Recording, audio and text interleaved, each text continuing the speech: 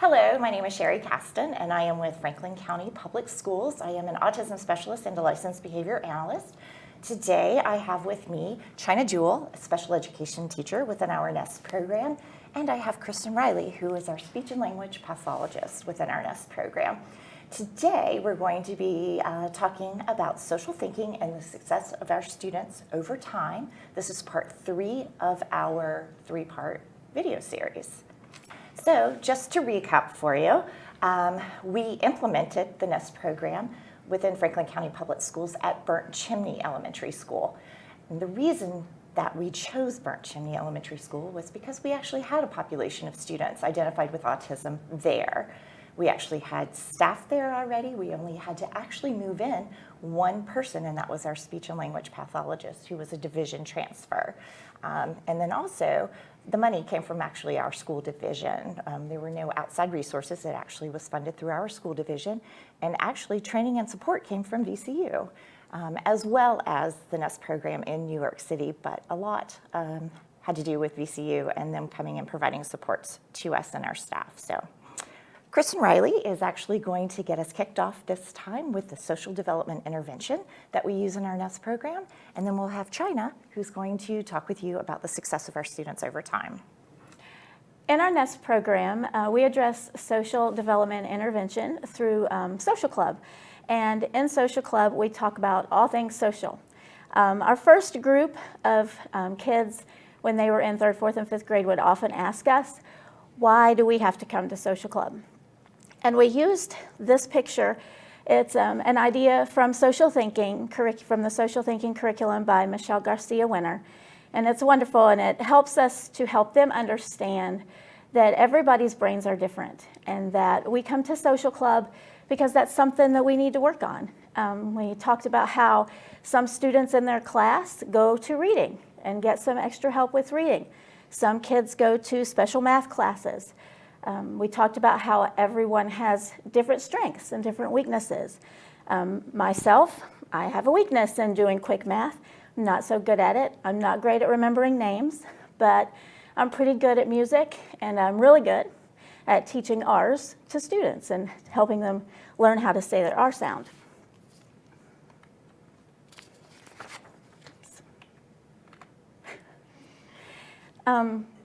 Whenever we started this program, I didn't really know anything about doing social thinking skills in this way for my students, because traditional social thinking skills were more of a behavioral approach, and we used a lot of rote social codes and eye contact. We talked a lot about patterns of response, maybe even talked about how to respond specifically to certain greetings, and everything was very planned out. But that's kind of difficult because you can't get a lot of generalization with that. So when using this approach, we didn't really talk about contexts or emotions, and that just wasn't addressed. So you can't really teach a response to everything that someone is going to come upon in their life. You cannot teach every response to everything that might happen to them. So in the Nest Social Club, we use a cognitive behavioral framework, and it points out the nature of the students' deficits, but it also explains the why of neurotypical behaviors and why we might have to change our behaviors and make them expected in different social situations. It is based on multiple cognitive behavioral theories, which are all also evidence-based. We constantly are trying to point out as many emotional and contextual cues as possible. And when you use these to explain behaviors and reactions of people, the light bulbs start to go off. When you can pull a child aside and explain to them that this student didn't want to sit with you at lunchtime because 10 minutes earlier you screamed at them and took their toy away. And that was unexpected. It made them uncomfortable. So then we can go into different ways to approach when they want a toy and how to ask for the toy and how it might be, if you take context in that too, we also can teach them when it's appropriate to have the toy out in class, because sometimes they will go too to a toy in class and it might not be the right time. So we take all of those things into account and try to teach them how to figure out the emotional and contextual parts of social thinking that will help them get through their day. And we have a lot of components to our SDI class, our social club, as we like to call it. We do a lot of experience sharing, language. We use language and dynamic communication, social cognition. We talk a lot about problem solving, being flexible, and we try really hard to incorporate strengths and interests. We have a lot of fun in social club and do a lot of experience sharing. I'll just bring up a couple of examples. We did an activity that became quite famous with our first group of nesters, and we called it sinking sand. In the beginning of our program, those 3 students really needed to work a lot on self-regulation skills. So we would do sinking sand. We would lay on the carpets, and I would play not music, but like ocean sounds in the background, and we would talk about relaxing in the sand. And that became famous, and every once in a while they would ask to do that, and it was usually on a day that they needed it. They were really good at telling when they needed to do some self-regulating. And it was really sweet at the very end of 5th grade before they moved on to 6th grade. That's one of the last things that they wanted to do, was to have one more time of sinking sand. We also have lots of activities. We make things. We've made food. We've made slime. One time we made ice cream, and that became famous because the salt in the big bag leaked into the little bag of ice cream, and one of the students had salty ice cream. But it was a nice thing because we could always point back at how proud we were of that student, that they didn't have a big reaction and that they just let it go and moved on. We actually celebrate everything that happens. We celebrate small things, we celebrate big things, and we try to make a big deal about our emotions when we have things that we celebrate. We have a lot of anticipation. This year in Social Club, we actually have a mystery activity pretty much every session, and we build in the flexibility. Not only do they not know what the activity is going to be, but sometimes when things don't go as planned during the Social Club, we don't even get to the mystery. So they have to learn how to be flexible in waiting to find out what the mystery is. But then we also have to work on being flexible if we don't get to the mystery because something unexpected has happened during Social Club. We do a lot of teamwork and things as a group. One of my favorite things to do as a group is I just call it a group color. And we get the crayons out, and someone gets to pick the color and what on the coloring sheet we're going to color, and we do a group picture, and at the end everybody's pictures somewhat match, and they look a little bit different, but we kind of have similar pictures all across the board, and they're working on being flexible because they don't get to color what color they want because someone else has chosen it. They get to work on taking turns, and they get to work on letting it go if they go out of the lines. It really is a cool activity. We also encourage all of our students to stay in the group and join in all the different activities. When their bodies are not out of the group, we just give them reminders.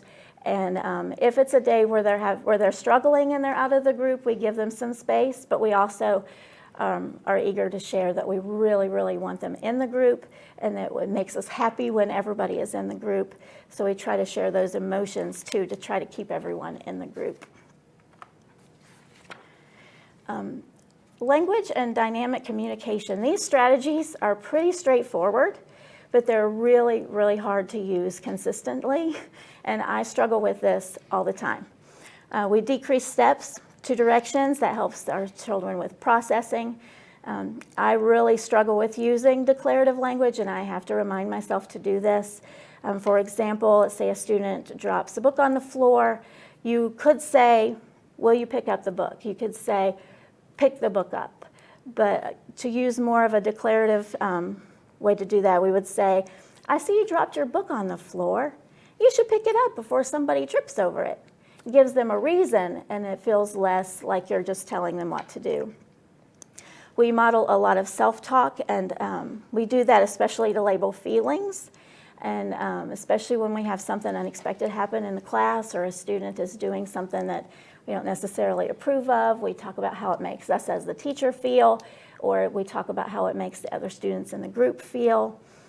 We also sometimes make things up just so we can talk about a different emotion. This whole last, 2 weeks, whole 2 weeks, we've been working on different emotions, and I often make things up just so I can talk about it and give them an example. We exaggerate nonverbal language, especially when something like that happens and a student is doing something we don't want them to do. I will give them a scowl, and I'll ask them, how do you think I'm feeling about this? We talk a lot about angry eyebrows. And when another student is upset, I say, well, could you look at little Sally here? Little Sally has some angry eyebrows, and she's really frustrated because you're getting in her space and you're touching her, and it's making her feel uncomfortable. But we exaggerate those facial expressions just so they get a little extra boost of what you're feeling, because sometimes our students don't quite get those subtle prompts if you're not making them exaggerated. We also eliminate the need for eye contact. Over the years, we've learned a lot about eye contact and how sometimes that makes our students feel uncomfortable. So instead, we try to teach them to use their whole body listening. And one thing I like to really hit with them is that if your body is facing the speaker, your body is facing the teacher, then that lets them know you're thinking about them and they know that you're paying attention to them, and you will likely get into less trouble. We talk a lot about problem solving, and this is another thing where we make up scenarios in the classroom. And I've spilled water on purpose and lots of other things. But we highlight problems that arise in the classroom, but we also point them out in videos and books. I use a lot of videos off of YouTube and just regular old storybooks. I use a lot of Thomas books. We recently did Thomas and the Troublesome Trucks, and we talked about how the troublesome trucks were pushing the train and it caused a big problem. We talked a lot about how the other trains solve the problem. We brainstorm solutions. Sometimes we'll stop in the middle of the book and we'll say, oh, this is what happened and this is the problem. What could the characters in the problem do? And then we add that in with the emotions. And if this happens, then this character will feel sad. But if they do it this way, then everybody is going to feel comfortable and be happy. We talk about the size of the problem also, and especially how to figure that out. We teach our kids how to figure out the size of the problem and then how to match their behaviors and their reactions to the problem to the size of the problem. We do a lot of evaluating solutions and making smart guesses by thinking with your eyes. One of my favorite things we do sometimes when we're going back to a class and the kids aren't sure what's going on in their classroom, we'll look in the little window door and I'll say, well, okay, we're going to look in the door, we're going to see what the class is doing, and what will be expected is for you to go in and join the class. So if all your classmates are at their desk, it's expected that you go to your desk. If all your classmates are on the rug, it'll be expected for you to go to the rug. And it helps them to figure out what they're going to do and maybe reduce some problems there. We use a lot of visuals. We use visuals all day, every day, for everything. And sometimes when we're doing group work, we like to assign roles.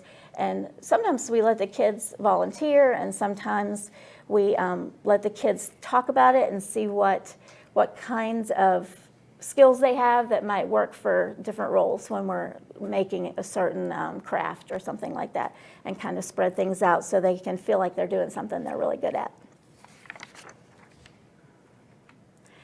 For social cognition, we use a lot of social cues to make smart guesses. And we talk a lot about behaviors and how things are expected and unexpected and how those change in different contexts. We try really hard to get kids to understand that it's okay to scream if you fall and break your arm, but it's not okay to scream when someone gets in front of you in the line, and how those two things have a different expectation of your reaction. We do a lot about trying to get kids to think about others, think about their feelings, and not to only think about their point of view, especially in a conflict. Try to let them figure out the other person's point of view as well. In class, a really good strategy that we use is whole body listening, and we try to teach the kids to use that, and how we also teach them how that makes their teachers comfortable and how that makes the other students in the class comfortable when everybody is doing what is expected. We do a lot of shared thinking and brain matching.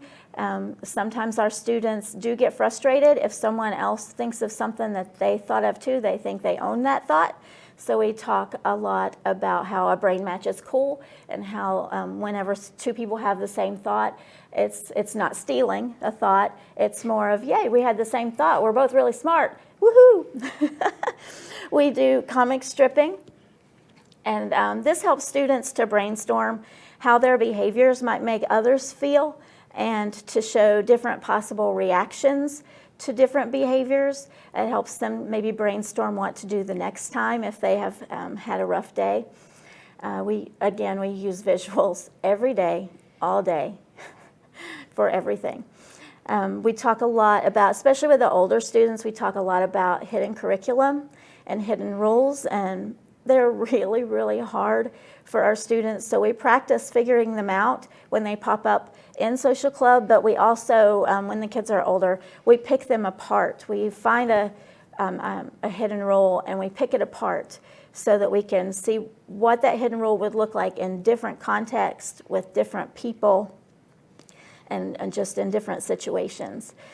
Collaboration with teachers also helps to plan social club, because I use like if I speak with a teacher during the day and I found out something that happened, I will sometimes adjust my schedule for social club so that we can address that. Just this week, one of my students had a little tussle during recess, and I found out about it through the teacher. She shared it with me, so we talked a little bit about how to approach times when you're angry. We watched a little video about being angry, and had a really good discussion. And I wouldn't have known that had I not been able to collaborate with a teacher and that teacher share that with me. We talk a lot in social club about being flexible, and once routines are established, we add a lot of variations. And at this point in the year, we've already got a pretty good routine set up for social club. So we not only do have the mystery in our plan, but we also sometimes change it up in the middle and give them surprise things so that they have to work on being flexible.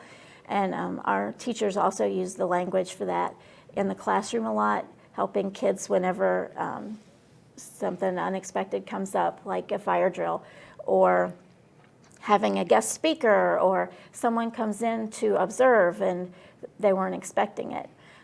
We talk a lot about how things are good enough. We had a student that had a writing prompt and couldn't get past the fact that they were supposed to pick their favorite Christmas gift. They had to pick their favorite Christmas gift and write about that. And they could not pick a favorite because they liked so many of their toys that they had gotten for Christmas. So we had to explain that picking one of those is good enough, and they didn't have to pick the favorite. They could just pick one of the favorites. And we also do that with coloring, because some of our students get upset whenever they color outside of the lines. And we talk about how it's good enough, it's beautiful just the way it is. We talk about how the different situations might have different solutions. We read books and we change the story endings. We use materials for different purposes. One of my favorite activities is a treasure box that I have, and it's just full of junk. And we pull something out of it and we pretend it's something new. Like if I pulled out a ball, I put it on my head and I say, "This is a hat." and I pass it to the next student, then that student, once they get the hang of it, will say, oh, it's an earring, or oh, it's a phone. At first, it's really hard for them because they have a hard time. At first, you usually get, oh, it's a baseball. Oh, it's a basketball. And then we eventually get to where they can be more flexible with their imagination and pretend it's other things, but it's a very fun activity. We do vary context, and we talk a lot about how in the school you can do things in the cafeteria, and that's okay, but you might not be able to do that during a test. Or you can do things on the playground that you cannot do in the cafeteria. We do a lot of highlighting flexible thinking. Like I said earlier, we talk and we use a lot of self-talk whenever we're being flexible on our own. Sometimes I'll say something like, oh, I really, really wanted chicken nuggets today, and they don't have chicken nuggets in the cafeteria. I guess I'm gonna have to just let that go and be flexible and have a hot dog. Makes me sad, but I can let it go. And when we see that in the kids, because we do see it sometimes when they're able to let something go that really has upset them, we praise, and try to give them a big boost of self-esteem when we see it. We also do try to incorporate strengths and interests. We use a parking lot sometimes for our students, and basically it's just a little sheet that they can keep close to them if they have a special interest that they're talking about a lot, and they're talking about it during times where it's unexpected and it's not a time they should be talking about it. We'll remind them to put it in the parking lot, write it down, and then there will be a time later after the activity that's going on that they can share what they were thinking about and still get to say what they wanted to say. It's just at a time that is more appropriate. The thought notebook is kind of the same thing. It's so you can bring it up at an appropriate time as opposed to in the middle of a lecture or in the middle of a test. We have thought times. We have a student who sometimes records his grievances so that he can get them out, and we let him do that at a certain time when he has opportunity to use his recorder, and then the teachers can listen to it later so he feels like he's still being listened to, but at the same time it's not in the middle of the class time.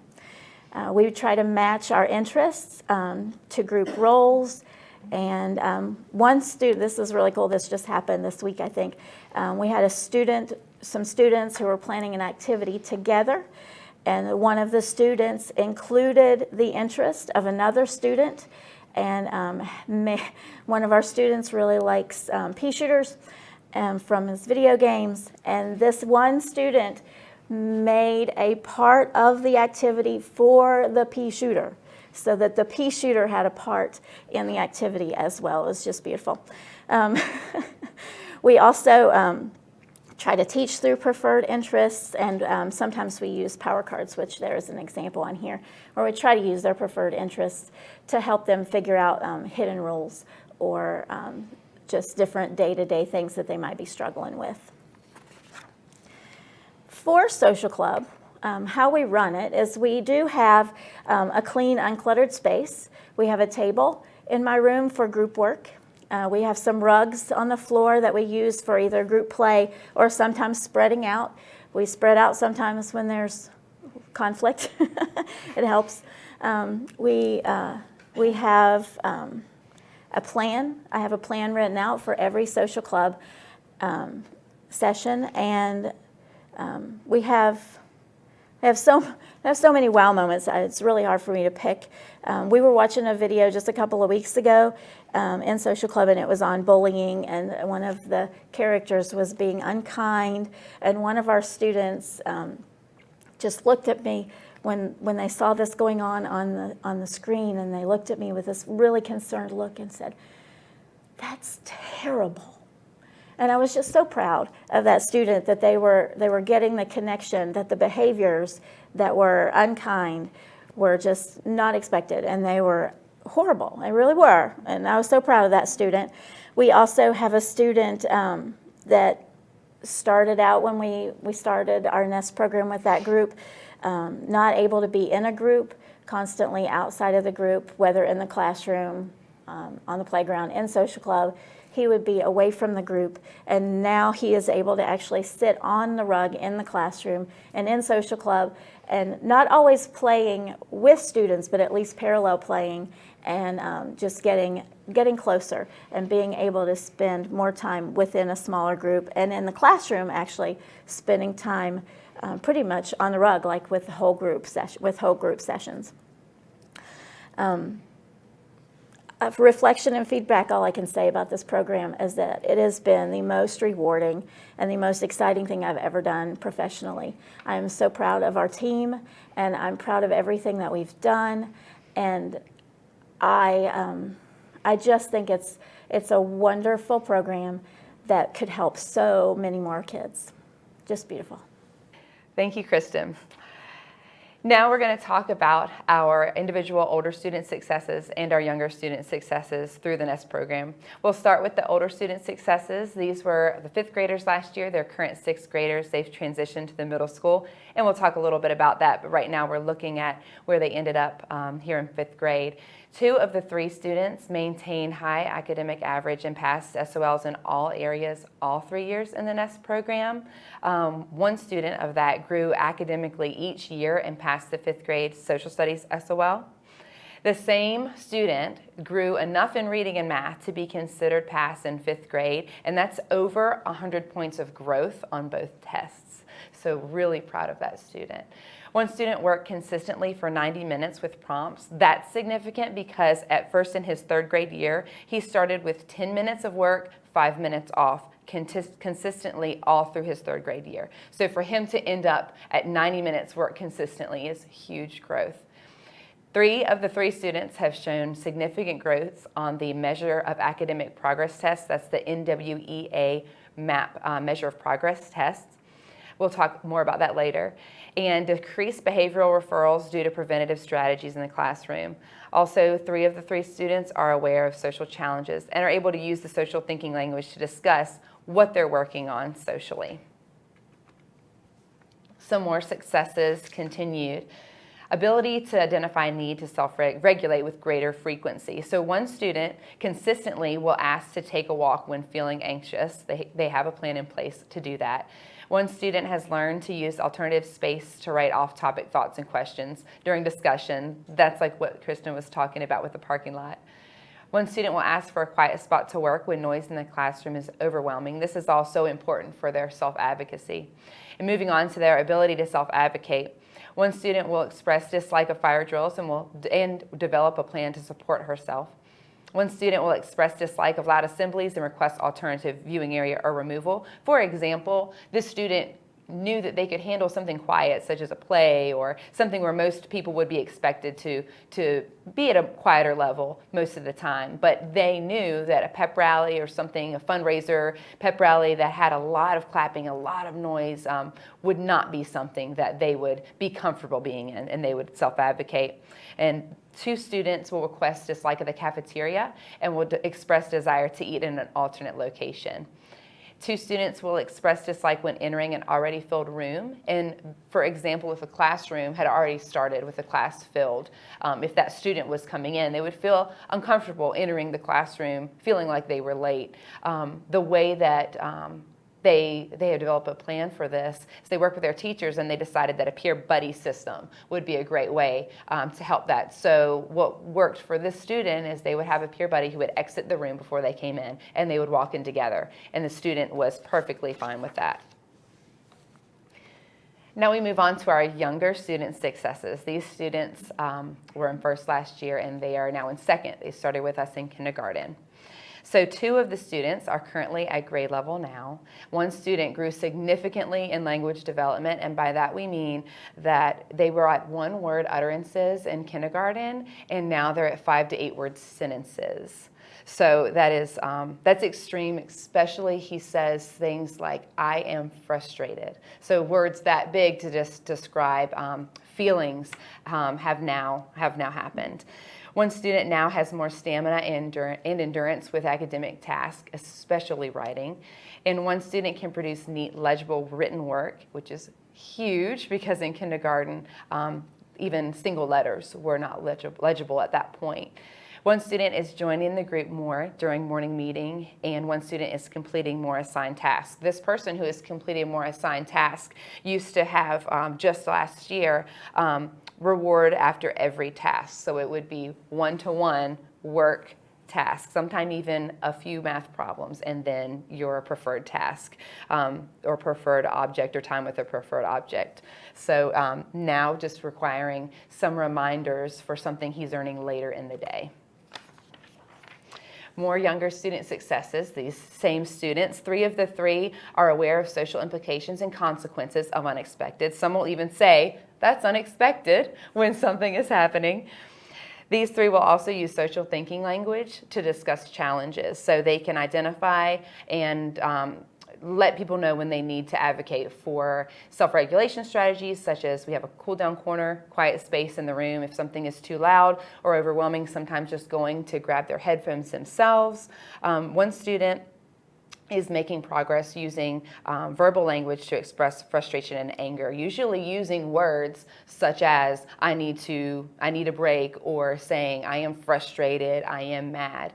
And 3 of the 3 students can identify unexpected behaviors.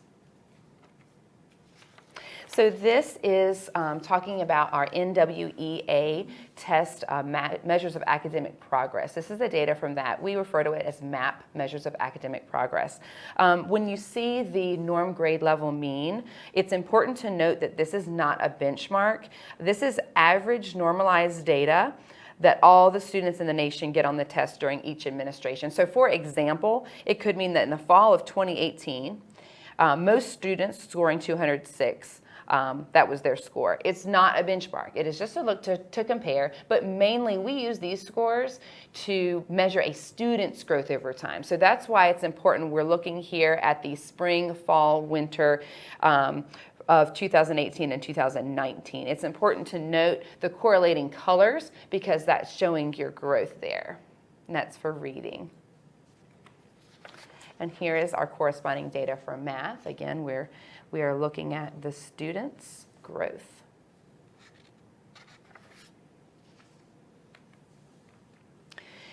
And with our outcomes in Franklin County, of course, we have social gains made by students with ASD.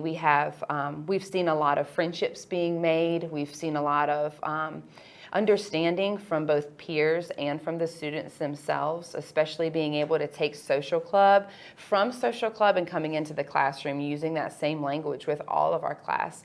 We have positive feedback from parents.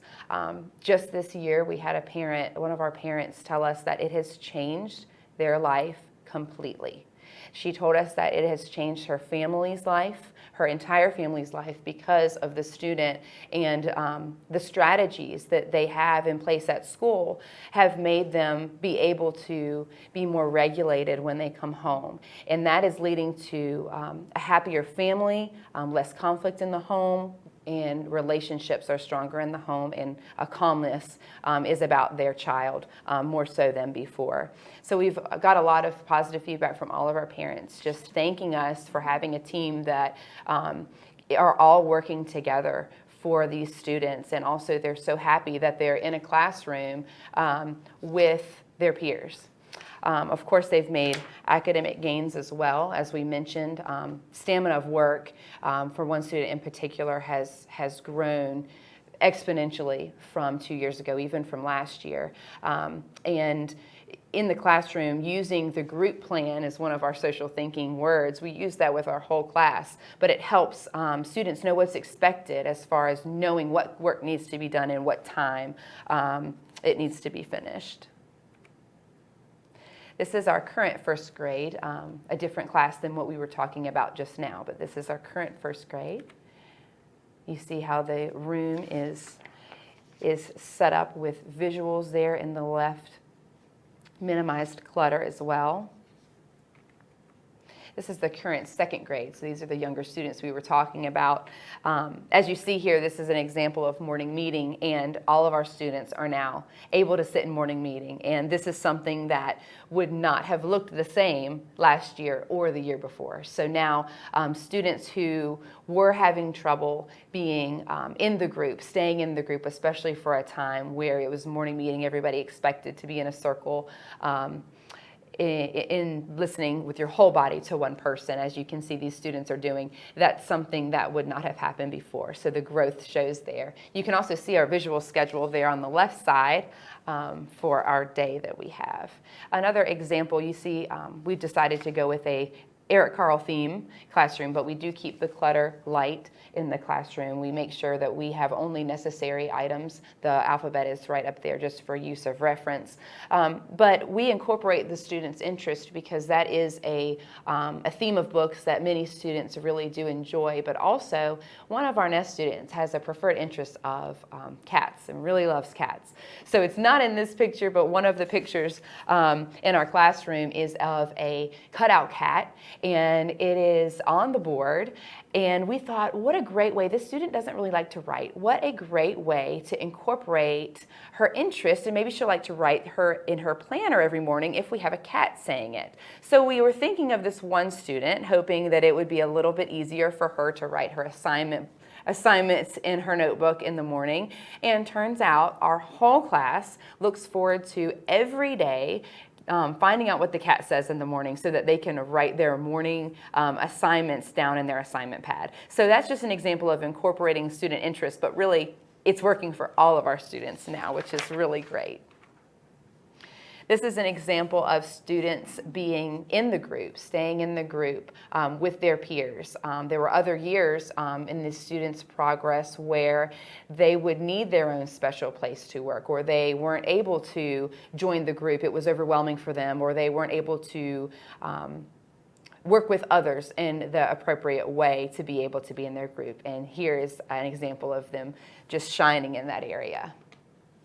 This student's writing is really impressive because this student in kindergarten, if there were lines on the page, he would almost rebel against them. The fact that he is writing in the lines and the work is the most legible it has been is huge, and it just shows the growth. He used to take up entire pages for letter size, so this is something we're really, really proud of this student for. So what is going on this school year in the ASD program and at Burnt Chimney Elementary School? So we have 2 classrooms at Burnt Chimney. That's the current first and second grades.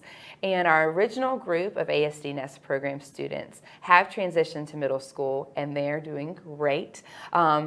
Our group worked really, really hard to get ready for this transition for middle school. Multiple trainings, specifically training not only for Nest, since this was the first Nest class going to the middle school. Our middle school is huge. Almost about a dozen elementary schools feed into our middle school. And so there was a huge question of how do we have the personnel, how do we make this tailor these students who are used to the Nest program at our school.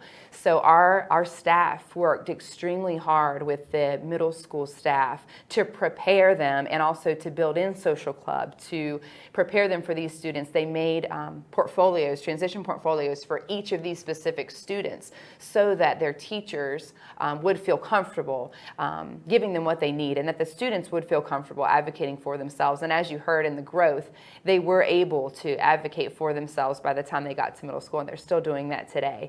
So we are very thankful that we had open-minded professionals at our middle school to be able to carry over this program for the very first time in our middle school.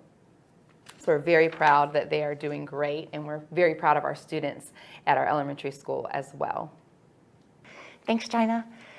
So the future of the ASD Nest program in Franklin County Public Schools. We're incredibly excited to continue this program in our schools. We would like to continue to provide support to the Nest teams through regular consultation and team meetings.